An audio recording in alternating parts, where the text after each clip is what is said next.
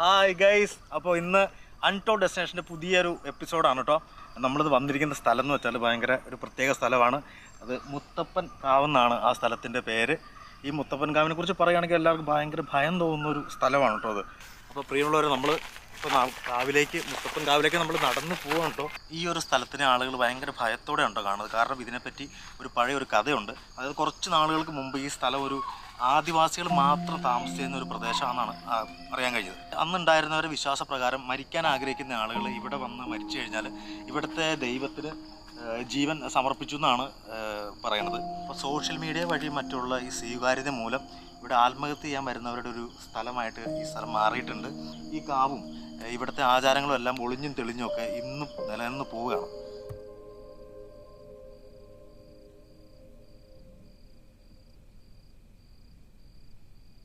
അന്വേഷിച്ചു വരാൻ സ്വന്തമെന്ന് പറയാൻ ആരുമില്ല എന്നറിയാം. എങ്കിലും ആരെങ്കിലും വന്നാൽ അവർക്ക് വേണ്ടി ഇനിയൊരു മടങ്ങിവരവ് സാധ്യമല്ലാത്തൊരിടത്തേക്ക് ഞാൻ പോവുകയാണ്. എന്നിനെ അന്വേഷിക്കേണ്ടതില്ല എന്ന് ഹരിനാരായണൻ.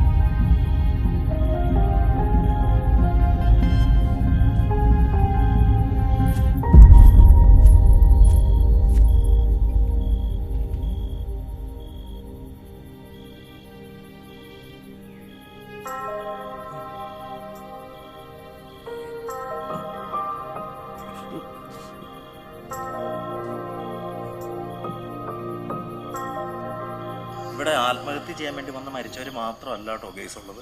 അതായത് ഈ സ്ഥലം ഒരു കൗതുകത്തിന് വേണ്ടി കാണാൻ വേണ്ടി വന്നിട്ട് മറ്റു പലതും കണ്ട് അങ്ങനെ മരണപ്പെട്ട സംഭവങ്ങളും ഇവിടെ ഉണ്ടായിട്ടുണ്ട്. നാട്ടുകാർ പറയുന്നത് ഇവിടെ മരിച്ചവരുടെ ആത്മാക്കളെല്ലാം ഇവിടെ തന്നെ ഉണ്ടെന്നാണ്.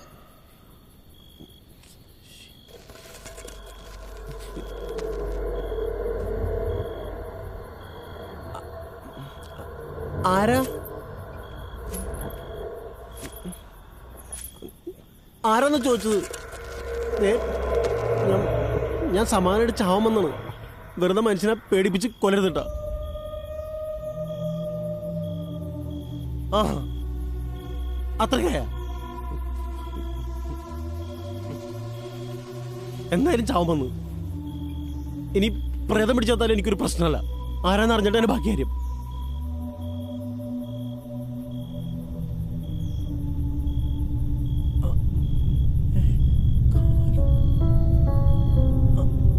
കണ്ടു, ഞാൻ കണ്ടു, ഞാൻ കണ്ടുട്ടാ.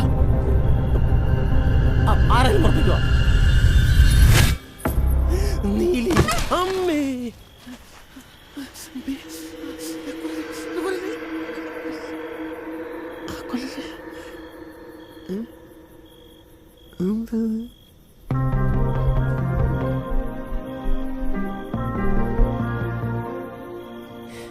ചുരിദാറിട്ട് നീലിയ.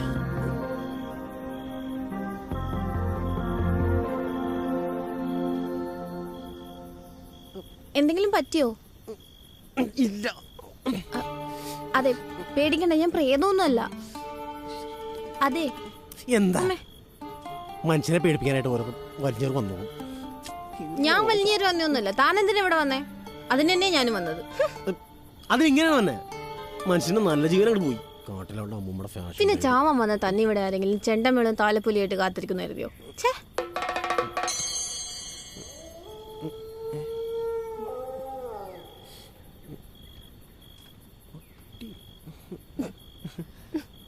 തനിക്ക് ആവുന്ന മണിക്ക് പോയാ പോരെ. തന്നെ കണ്ട് ഇതിനൊന്നും പറ്റൂല. പോലീസ് അങ്ങനെ വരുന്നതിന് മുമ്പ് വീട്ടിൽ പോവാൻ നോക്ക്. വീട്ടിൽ പോണ കാട്ടി പോണൊക്കെ ഞാൻ തീരുമാനിച്ചോളാം. മനസ്സിലായ? തന്നെ കാര്യം നോക്കി പോവാൻ നോക്കി. ഓ,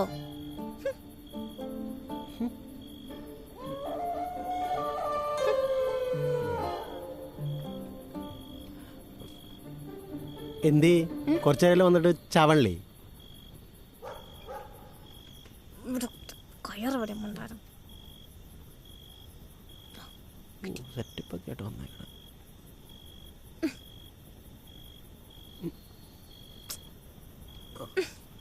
അതെ, ആവുന്ന മണിക്ക് പോയാ പോരെ. എന്തൊക്കെയാ ചെയ്യുന്നത്? ആപ്പട്ടൻ്റെ അടി പൊക്കോണ്ട്. അതുകൊണ്ടായിരിക്കും ഇത്രയും നേരം ഇവിടെ കിടന്ന് മുങ്ങിക്കൊണ്ടിരുന്നത്. ഒന്നുമില്ല. തനിക്ക് പറ്റുമെങ്കിൽ ഇതൊന്നും കെട്ടിത്താ. തരാം.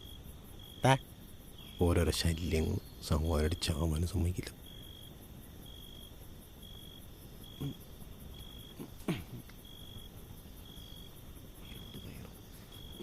വാ, വന്നിക്ക്. അളവിനനുസരിച്ച് കെട്ടിത്തരാം.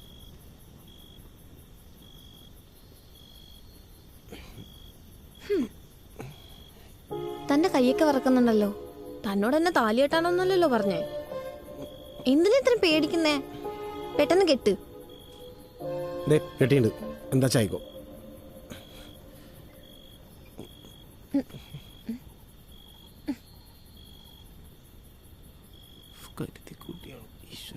ഞാൻ ചാവാൻ വന്നിട്ട് വേറെ ശബ്ദത്തിന് കാവലേക്കൊണ്ടൊരു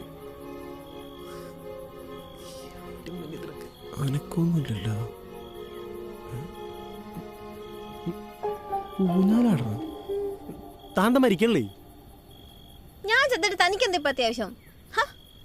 ചുമ്മാ ആളെ വെടിയാക്കരുത്. ഞാൻ അയ്യോ ചാവുന്ന കൊലക്കുറ്റത്തിനകത്തായനെ.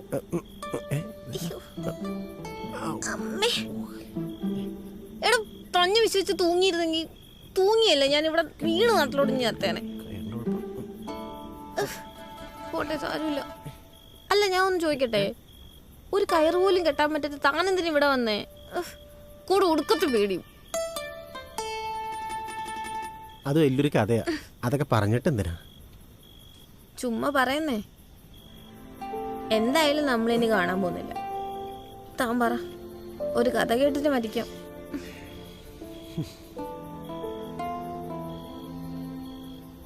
ചിരിക്കാതെ തന്നെ ഇവിടെ എത്തിച്ചെന്താന്ന് പറയടോ. ഐഷ.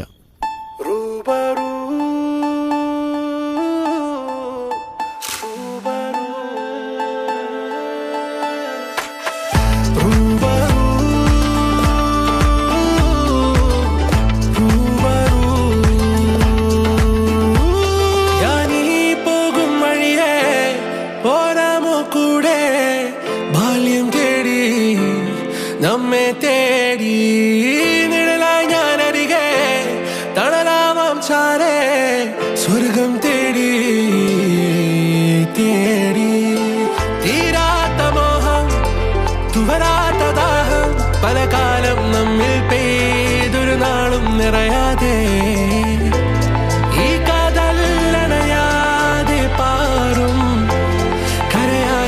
ചിരിയോടെ അലയാ റൂബറൂ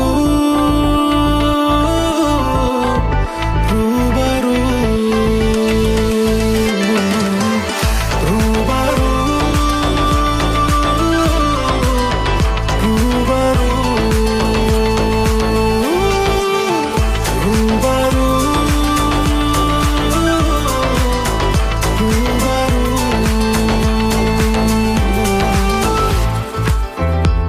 തിരയേറും മനമാകെ നിറമായി ഇളമയിൽ മഴ ചാറും കുളിരായി കനവാണോ നിനവാണോ പുതിയ തെളിമാനം നുകരാൻ തീരാത്ത മോഹം തുവരാത്ത ദാഹം പല കാലം നമ്മിൽ പെയ്തൊരു നാളും നിറയാതെ ഈ കാതല്ലണയാതെ പാറും കരയാകെ ചിരിയോടെ അലയാ ഏകം സത്യം ഈ പ്രപഞ്ചം ചിരകാലം സ്നേഹം പുണ്യം പാരിൽ കാണും മതിമോദം ഈ കാറ്റും പുഴയും മലയും വയലും സ്ഥിതിധന്യം സർവം വർണ്ണം നിറയുന്ന മമഗേഹം ഏകം സത്യം ഈ പ്രപഞ്ചം ചിരകാലം സ്നേഹം പുണ്യം പാരിൽ കാണും മതിമോദം ഈ കാറ്റും പുഴയും മലയും വയലും സ്ഥിതിധന്യം സർവം വർണ്ണം നിറയുന്ന മമഗേഹം പെട്ടെന്നായിരുന്നു എല്ലാം മാറിയത്. എനിക്കിപ്പോൾ ഇതേ മാർഗമുള്ളൂ ഹരി. ഇതിനാണ് ആയിഷ നമ്മൾ ഒന്നിച്ചത്, എല്ലാം പാതിയിൽ ഉപേക്ഷിച്ചിട്ട് പോകാനായിട്ട്. ഹരി, ഞാൻ പറയുന്നൊന്ന് മനസ്സിലാക്ക്. നമ്മുടെ ജാതി, മതം, കുടുംബം, എൻ്റെ വീട്ടുകാർ, അവർ നിന്നെ ഒരിക്കലും അംഗീകരിക്കാൻ പോകുന്നില്ല. എൻ്റെ ഇഷ്ടം കൂടെ അവർ നോക്കുമെന്നാണ് ഞാൻ ഇത്ര നാളും വിചാരിച്ചിരുന്നത്. പക്ഷേ എനിക്ക് തെറ്റി. അവർക്ക് വലുത് അവരുടെ അഭിമാനവും അന്തസ്സും മതവും ഒക്കെ തന്നെ.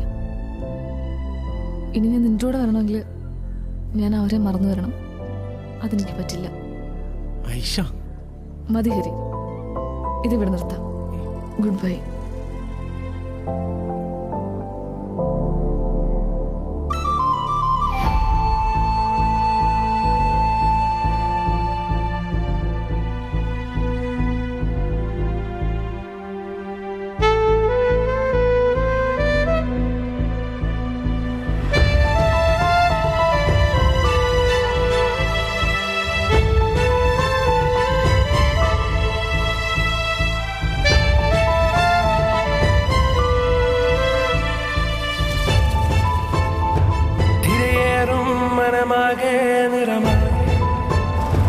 ഇളമയിൽ മഴ ചാറും കുളിരായി കനവാണോ നിനവാണോ പുതിയ തെളിമാനം നുകരാൻ തീരാത്ത മോഹം തുവരാത്ത ദാഹം പല കാലം നമ്മിൽ പെയ്തൊരു നാളും നിറയാതെ ഈ കാതല്ലണയാതെ പാറും കരയാകെ ചിരിയോടെ അലയാ.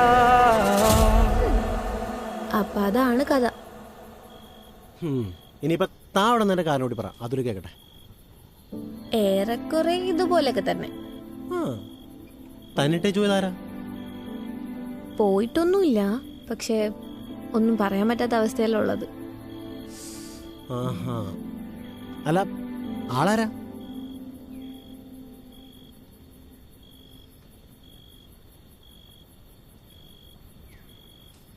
ഇതാള് ഹരി, ഹരിനാരായണൻ. ഇത് ഞാനല്ലേ? അതെ, താൻ തന്നെ. ഞാനങ്ങനെ തന്നെ. തനിക്കൊരു നിത്യയെ ഓർമ്മയുണ്ടോ? ആകെ ഒരു നിത്യം എനിക്കറിയുള്ളൂ. അതാണെങ്കിൽ ഒരു 3 വർഷം വരെ കോണ്ടാക്ട് ഉണ്ടായിരുന്നു. പിന്നീട് ഞാൻ കോണ്ടാക്ട് ചെയ്യാനൊക്കെ ശ്രമിച്ചു, പക്ഷേ ആളെ കിട്ടിയില്ല. പണ്ട് ഈ ഫേസ്ബുക്ക് ഫ്രണ്ട്ഷിപ്പൊക്കെ ആക്റ്റീവ് ചെയ്ത സമയത്തുണ്ടായിരുന്ന ഫ്രണ്ടായിരുന്നു. പുള്ളിക്കാരിയാണെങ്കിൽ ഒരുപാട് സംസാരിക്കും.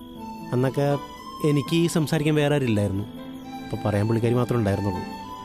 അന്ന് തന്നെ ഒരു 4-5 വർഷത്തെ ഫ്രണ്ട്ഷിപ്പ് ഉണ്ടായിരുന്നു. പക്ഷേ ആളെ നേരിട്ടുണ്ടല്ല, ചോദിക്കുമ്പോഴൊക്കെ ഇന്ന് കാണാം, നാളെ കാണാം, പിന്നെ കാണാന്നൊക്കെ പറയും. പക്ഷേ ഒരു 2 കൊല്ലം മുമ്പ് പെട്ടെന്നൊന്നും പറയാതെ പുള്ളിക്കാരനെ കാണണ്ടായി. ഞാൻ അക്കൗണ്ടൊക്കെ നോക്കിയപ്പോൾ അക്കൗണ്ടും കാണുന്നില്ല. ഞാൻ ഇവിടെ വന്ന സ്ഥിതിക്ക് ഇനിയിപ്പോൾ ആളെ കാണാൻ പറ്റില്ലല്ലോ. ഓ, എന്നാ കണ്ടു, ഞാനാ നിത്യ. താനോ? ചുമ്മാ ജോക്കടിയില്ലേ? അതേടോ, ഞാനൊരു 2 വർഷം മുന്നേ തന്നെ കാണാൻ വന്നിരുന്നു. താൻ ആയിഷയെ പറ്റി അന്നൊന്നും എൻ്റെ അടുത്ത് പറയാത്തതുകൊണ്ട് താനൊരു റിലേഷൻഷിപ്പിലാണെന്ന് ഞാൻ വിചാരിച്ചിരുന്നില്ല.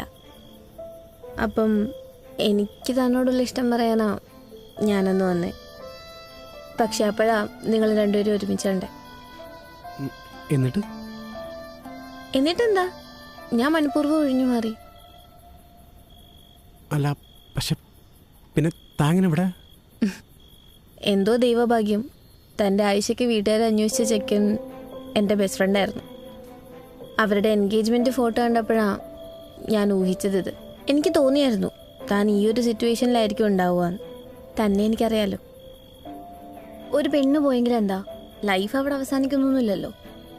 തന്നെ സ്നേഹിക്കുന്നവർ ഇനിയും ഈ ലോകത്ത് ഒരുപാടുണ്ട്. അതൊന്നും മനസ്സിലാക്കാതെ ഹരി ഇന്നിവിടെ ഇങ്ങനെ. ആത്മഹത്യ ഒന്നിനൊരു പരിഹാരമല്ല. എനിക്ക് ഹരി അതൊന്ന് പറഞ്ഞ് മനസ്സിലാക്കണം എന്നുണ്ടായിരുന്നു. തന്നെ അങ്ങനെ വിട്ടുകളയാൻ തോന്നിയില്ല. അതാ പിന്നാലെ വന്നേ. പിന്നെ ഇപ്പൊ ചോദിക്കുന്നത് ശരിയാണോ എന്നറിയില്ല. അല്ല, മരിക്കാന്നുള്ള തീരുമാനത്തിൽ നിന്ന് മാറ്റമുണ്ടെങ്കിൽ, ഇനി ജീവിക്കാൻ തോന്നുന്നുണ്ടെങ്കിൽ ആ ലൈഫിലേക്ക് ഞാനിവിടെ വന്നോട്ടെ. തനിക്കെന്നെ കെട്ടിക്കൂടെ? താൻ ഫുൾ സർപ്രൈസ് ആണല്ലോടോ.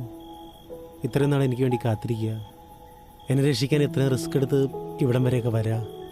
സത്യം പറഞ്ഞാൽ വിശ്വസിക്കാൻ പറ്റുന്നില്ല.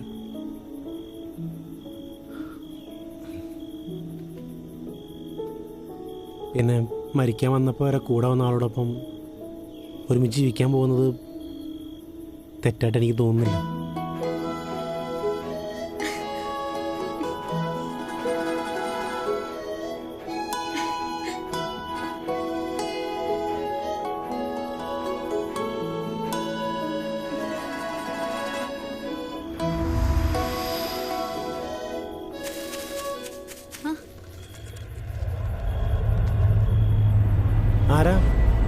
ആരാ ഇവിടെ?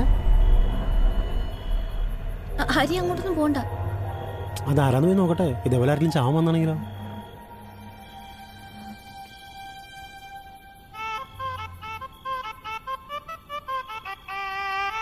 ആ, ചേട്ടൻ മരിക്കാൻ വന്നായിരിക്കും അല്ലേ? വന്നേ പറയട്ടെ, വാ. ചേട്ടൻ എടുത്തിയാടി ഒന്നും ചെയ്യരുത്. എല്ലാ പ്രശ്നങ്ങൾക്കും ഒരു പരിഹാരമുണ്ട്. ചേട്ടൻ നമുക്ക് 1000 പ്രശ്നങ്ങളുണ്ടാവും, എന്ന് കരുതി നമ്മൾ തളരരുതൊരിക്കലും. ഞാനിതുപോലെ മരിക്കാൻ വന്നതാണ്. പക്ഷേ ദേ ഇവിടെ എൻ്റെ തീരുമാനം മാറ്റി. അതേപോലെ ചേട്ടനും ആരെങ്കിലൊക്കെ വരും തീരുമാനം മാറ്റാനായിട്ട്. അതിന് പറ്റൂല ബ്രദർ. ഞാൻ ഓൾറെഡി ഒന്ന് മരിച്ചതാ. ഇനി എന്നെ രക്ഷിക്കാൻ ആരും വരില്ല. എന്നുവെച്ചാ ഞാൻ നിങ്ങളെ എൻ്റെ അടുത്തേക്ക് കൊണ്ടുപോകാൻ വന്ന. എങ്ങോട്ട്? വാ, എൻ്റെ കൂടെ കൊണ്ടുപോകാൻ. നമുക്ക് പോയാലോ?